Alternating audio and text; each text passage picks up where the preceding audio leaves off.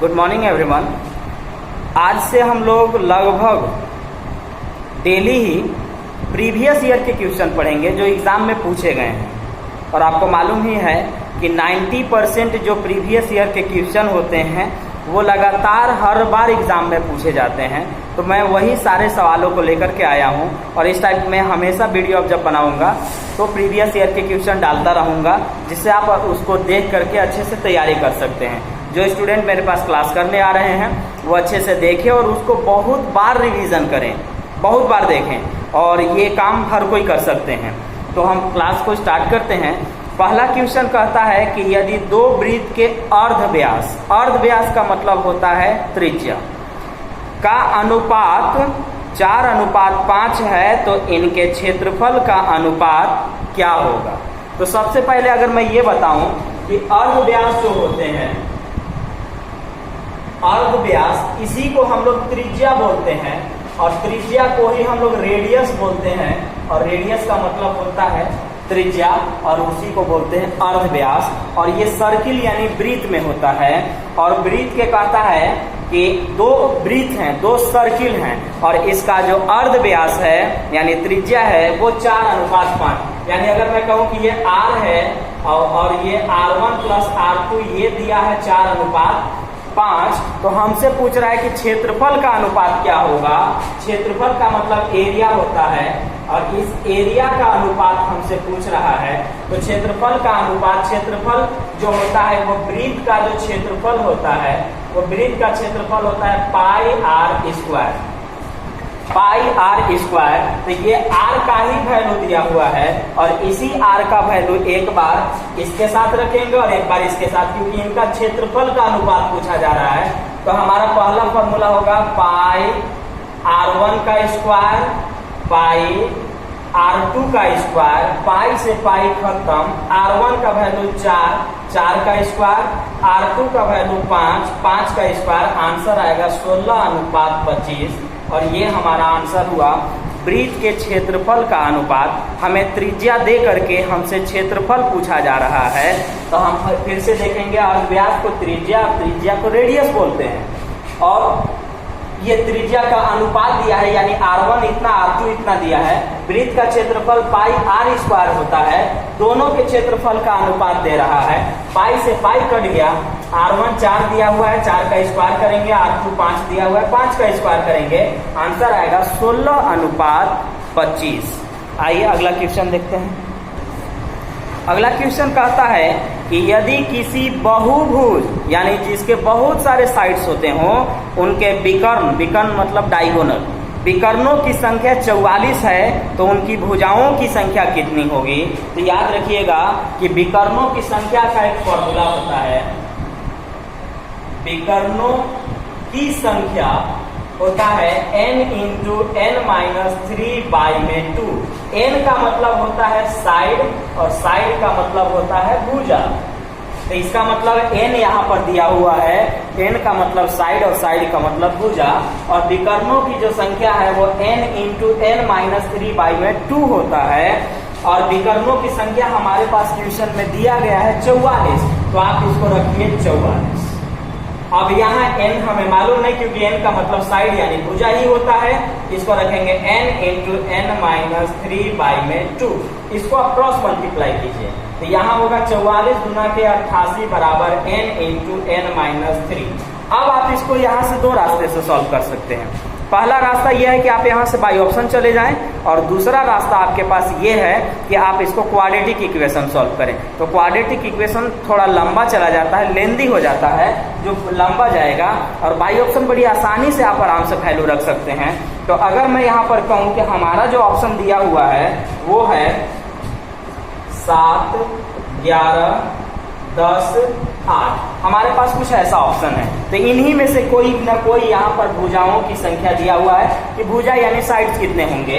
अगर मैं 7 उठाता हूँ और यहाँ रखता हूँ 7, और 7 में से 3 घटाना है तो 4, 7 चौका 28 करेंगे, क्या 88 आएगा? कभी नहीं। उठाइए 11।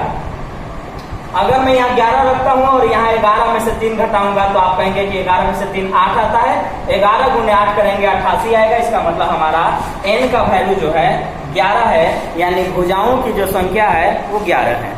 एक बार फिर से, विकर्णों की संख्या n इंटू n माइनस 3/2 होता है। विकर्णों की संख्या 44 दिया हुआ है। n का मतलब साइड, साइड मतलब भुजा, विकर्ण माने डायगोनल होता है। आपसे बोल रहा है कि इनकी संख्या बताइए, तो विकर्णों की संख्या 44 है और ये फॉर्मूला है, इसको क्रॉस मल्टीप्लाई यानी तिरछा तिरछी गुना करेंगे 88 और ये आएगा। अब यहाँ पर क्या है कि क्वाड्रेटिक इक्वेशन जाएगा। आप क्वाड्रेटिक इक्वेशन से बेहतर है कि बाई ऑप्शन सीधा सीधी आ जाएं। आप ऐसी संख्याओं को यहाँ पर रख दें जिसको उसमें से 3 घटा करके गुना कर दें तो 88 आ जाए। तो मैंने पहले 7 रखा, 7 में से 3 घटाया तो 4, 7 चौका 28, लाना है 88। 11 में से 3 घटाएंगे 8, 11 गुने 8, 11 8 88, ये प्रूफ हो गया। इसका मतलब n का वैल्यू 11 है, यानी हमारे पास जो भुजाओं की संख्या है वो 11 है। अगला क्वेश्चन कहता है कि 1 से 30 तक की सम संख्याओं का योग बताइए। यानी 1 से लेकर के जो हम 30 तक लिखते हैं, यानी 1 2 3 4 डॉट डॉट डॉट 30 तक, तो इसमें सम संख्या, तो सम संख्या उसको बोलते हैं जो 2 4 6 8 ऐसे चला जाए। विषम संख्या उसको बोलते हैं जो 1 3 5 7 डॉट डॉट डॉट ये चला जाए। इसमें से सम उठा रहा है वो इवन नंबर। सम संख्या का मतलब होता है इवन नंबर और विषम संख्या का मतलब होता है ऑड नंबर, और ये हमसे पूछ रहा है। तो हमें याद रखना है कि सम संख्याओं का यहाँ पर चाहे जिस टाइप का भी ये पूछे, किसी भी संख्याओं का योग निकालना हो, किसी भी संख्या लगातार होना चाहिए, और लगातार 2 के 4 के 10 के 50 के 500 के किसी भी गैप पर वो चल सकता है। तो अगर हमें किसी भी संख्याओं का योग निकालना होगा तो हमें किसी भी संख्याओं का अगर हम लिखेंगे, किसी भी संख्या का अगर हमें योग का मतलब सम होता है, संख्याओं का योग होता है, तो वो होता है हमारे पास प्रथम पद प्लस अंतिम पद बटा में 2 और इधर हो जाएगा टोटल में गुने कुल संख्या, यानी first term plus last term into total number by में 2, बाई में 2। तो हम यहां से कहेंगे कि हमें 1 से 30 तक सम संख्या चाहिए, तो वो चलेगा 2 4 6 डॉट डॉट डॉट कहां तक, 30 तक। इन सभी सम संख्याओं का योग यानी सम चाहिए मुझे। तो इसमें नियम कहता है कि किसी भी संख्याओं का योग निकालना हो तो आप फर्स्ट टर्म लाएं, तो फर्स्ट टर्म आपका 2 है, फिर उसके बाद लास्ट टर्म लाएं तो लास्ट टर्म आपका 30 है। अब बोलता है कि यहां से यहां तक टोटल संख्या कितने हैं, तो 1 से 30 तक में 30 संख्या होते हैं, जिसमें 15 सम और 15 विषम होते हैं, यानी 15 ऑड नंबर और 15 इवन नंबर होते हैं। तो हमें मालूम है कि यहाँ टोटल संख्या की बात कर रहे हैं तो यहाँ पर 15 ही होंगे और बटा में 2, 30 और 2 32, तो आगे देखिए 32 गुने 15 और बटा में 2 काटेंगे तो 16, 16 25 80 और 16 एकम 16 और 8 होता है 24, यानी कुल संख्याओं का योग जो है 240 है। कुल संख्याओं का योग 240 है। हमसे बोला 1 से 30 तक, 1 से 30 में 15 को सम और 15 को विषम होते हैं। किसी भी संख्याओं का योग निकालने के लिए first term plus last term into total number by में 2, प्रथम पद जोड़ अंतिम पद गुने कुल संख्या बटा में 2, तो 2 4 6 ऐसे करके 30 तक गया है। फर्स्ट टर्म 2 है, लास्ट टर्म 30 है। यहाँ से यहाँ तक टोटल 15 को संख्या है और बटा में 2 काटेंगे 240, यानी कुल संख्याओं का जो योग है वो 240 है। अगला क्वेश्चन कहता है कि 2 उत्तरोत्तर लाभ, उत्तरोत्तर 10% और 20% के तुल्य एक लाभ कितना होगा। पहले बात करते हैं उत्तरोत्तर। तो उत्तरोत्तर जो हमारे पास है, उत्तरोत्तर का मतलब होता है सक्सेसिव, सक्सेसिव कहिए या कंसेक्यूटिव कहिए, यानी जो लगातार चलते हैं। तो लगातार यहाँ पर प्रॉफिट बोल रहा है और इसका बोल रहा है कि यहाँ पर एक 10% का प्रॉफिट दिया और दूसरा 20% का प्रॉफिट दिया। तो कहता है कि इन 2 प्रॉफिट यानी लाभ के बदले एक सिंगल प्रॉफिट बताइए ना, एकल लाभ बताइए ना। तो एकल लाभ जो होता है, एकल लाभ का फॉर्मूला हो जाएगा यहाँ पर, एकल लाभ होता है x plus y plus x y by में 100। कब? जब 2 टाइप का आपको डिस्काउंट आ रही है, 2 टाइप का प्रॉफिट यानी लाभ आपको कमाना पड़ जाए। जैसे एक 10% का लाभ कमाएंगे, फिर उस पर 20% का लाभ कमाएंगे, और ये लगातार है, उत्तरोत्तर है। उत्तरोत्तर मतलब लगातार, सक्सेसिव है, कंसेक्यूटिव है। यहाँ पर होता है। अब इसके बदले कहता है कि एकल लाभ बताइए, एक बताइए, तो सिंगल लाभ बताइए, सिंगल प्रॉफिट। तो इसके लिए फॉर्मूला होता है x plus y plus x y by 100। एक को x मानिए और दूसरे को y मानिए। अगर आपने इसको x और इसको y मान लिया तो इसको आप यहाँ लिखेंगे 10 प्लस 20, प्लस साइन है, प्लस यूज कीजिए।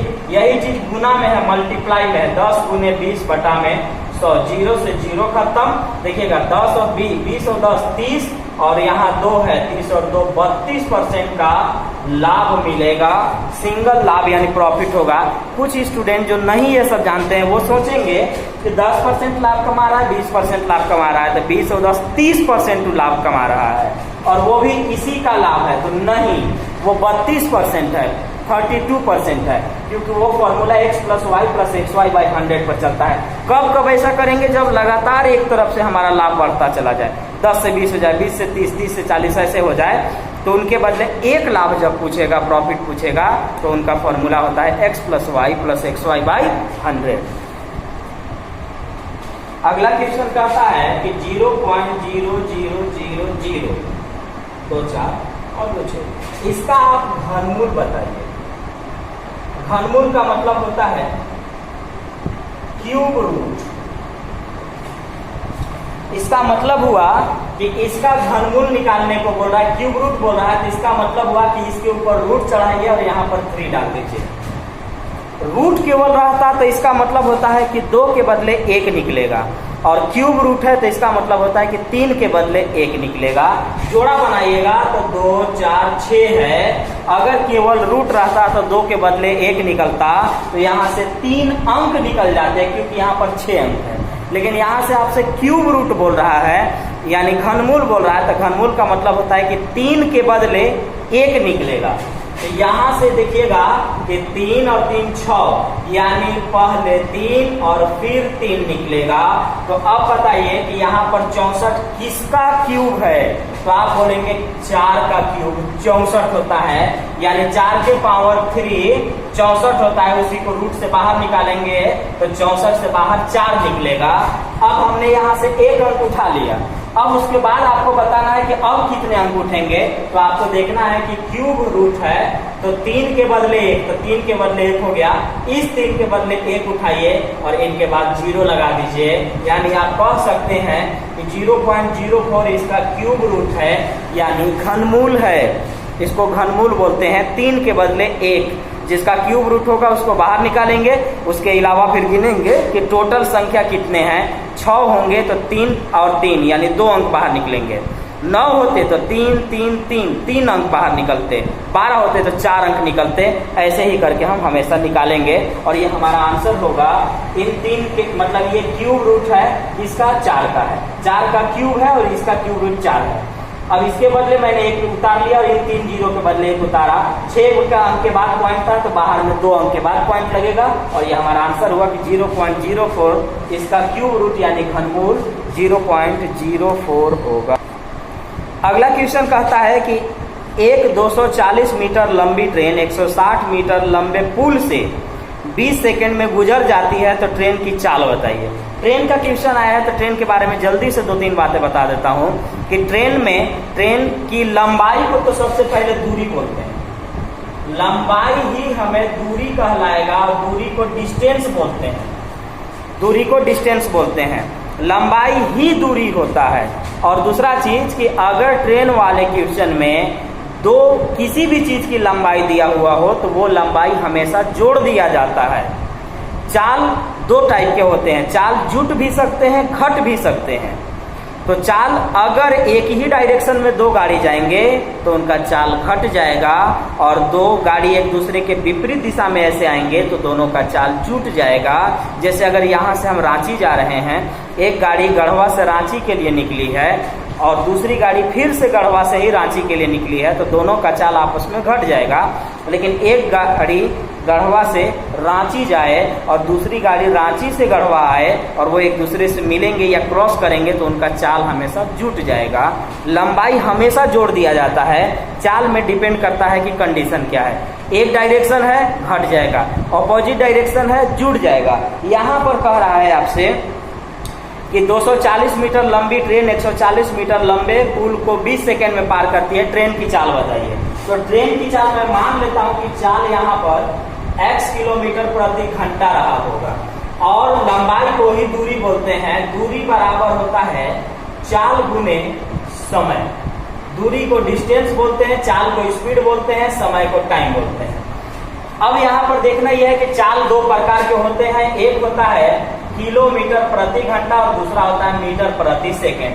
किलोमीटर प्रति घंटा में अगर हमें चेंज करना होगा, बदलना होगा, तो 18/5 से गुना करेंगे, और अगर मीटर पर सेकेंड में हमें बदलना होगा, चेंज करना होगा, तो 5/18 से गुना करेंगे। कंडीशन के अनुसार काम करेंगे। कोई भी चीज पूछेगा आप दूरी बराबर चाल गुने समय बराबर पर आराम से बना सकते हैं, या जो चीज पूछा है आप आराम से उस चीज को अप्लाई कर सकते हैं। अब आते हैं कि क्वेश्चन में क्या दिया हुआ है। तो क्वेश्चन में दूरी का जिक्र है जी, दो चीज दूरी दिया है, यानी लंबाई। 240 मीटर लंबी ट्रेन है और 180 मीटर लंबी पुल है। मैंने अभी बोला कि अगर क्वेश्चन में दो लंबाई का जिक्र है, तो लंबाई हमेशा जोड़ दिया जाता है। और मैंने अभी बताया कि लंबाई को दूरी बोलते हैं, तो हम दूरी के जगह पर उनकी लंबाई को लिख सकते हैं। तो लिखेंगे 240 प्लस 160, ये कहलाया दूरी। और दूरी बराबर होता है चाल गुने समय। चाल हमारे पास x किलोमीटर प्रति घंटा में है, और हमारा जो दूरी है वो मीटर में है, इसलिए हमारा चाल मीटर पर सेकेंड में बदलना चाहिए। और मीटर पर सेकेंड में बदलने के लिए 5/18 से गुना करते हैं, और हमारा समय है 20 सेकेंड। यानी दूरी बराबर चाल गुने समय। चाल को हम 5/18 से गुना करके मीटर पर सेकेंड में बदल दिए। इसका मतलब ये हुआ कि यह दूरी को मीटर में रखेगा और समय को सेकेंड में रखेगा। लेकिन ध्यान रहेगा कि ये कंडीशन के अनुसार हम यहाँ बदले हैं, आंसर वही आएगा जो हम शुरू में माने हैं। तो आंसर हमें x किलोमीटर प्रति घंटा में माने हैं, इसलिए आंसर मेरा किलोमीटर प्रति घंटा में आएगा। मैं बदला हूँ कंडीशन के अनुसार, क्योंकि यहाँ मीटर है और यहाँ घंटा, ये नहीं हो सकता है। यहाँ मीटर है, यहाँ किलोमीटर, ये नहीं हो सकता है, इसलिए मुझे 5/18 से बदलना पड़ा। अब अगर हम इसको जोड़ेंगे तो 0 6 4 10 होता है, 3 और 1 4, 400 हो जाते हैं। और x गुने 5/18 गुने 20, 20 गुने 20 होता है, और 5 से काटेंगे तो 4, और ये गुना होगा 3 18 चौके 72 किलोमीटर प्रति घंटा स्पीड है ट्रेन का। एक बार फिर से जल्दी में बोल दूं कि लंबाई को दूरी बोलते हैं, दूरी बराबर चाल गुने समय होता है। दूरी यानी लंबाई हमेशा जोड़ा जाता है।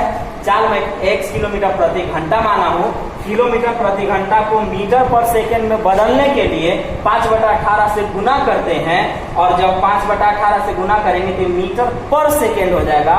समय ये हमेशा सेकेंड में लेना चाहेगा, और अब बनेगा दूरी बराबर चाल गुने समय। काटेंगे, आंसर आएगा 72 किलोमीटर प्रति घंटा। यानी हमारा जो ट्रेन का जो स्पीड है वो 72 किलोमीटर प्रति घंटा है। अगला क्वेश्चन कहता है एक घनाव माने क्यूबाइड, एक घनाव की लंबाई, चौड़ाई व ऊंचाई यानी लेंथ, विड्थ और हाइट 12 मीटर, 4 मीटर और 3 मीटर दिया हुआ है। उस अधिक से अधिक लंबे बांस की लंबाई बताइए जो उसमें रखा जा सके। देखिएगा, बांस की लंबाई आपसे पूछ रहा है। पहला चीज कि उसने कहा घनाव को क्यूबाइड बोलते हैं। तो घनाव की क्यूबाइड का मतलब, मान लीजिए कि ये जो बोर्ड है, या बोर्ड से छोड़िए, आप जिस रूम में रह रहे हैं, अगर रूम का लंबाई चौड़ाई अलग है तो वह क्यूबाइड है यानी घनाव है। अब अगर आपसे कोई कहेगा कि मैं इसमें बड़ा से बड़ा लकड़ी रखना चाहता हूँ, बांस रखना चाहता हूँ, तो आप ध्यान देंगे कि बड़ा से बड़ा बांस आप तभी रख पाइएगा जब एक कोना से दूसरा कोना पर लेकर के जाइएगा। एक कोना से दूसरा कोना पर तिरछी जब बांस आप रखिएगा तो आप उस रूम में सबसे अधिक लंबाई के बांस रख सकते हैं। और अगर सीधा सीधी रखिएगा तो उससे छोटा आ जाएगा।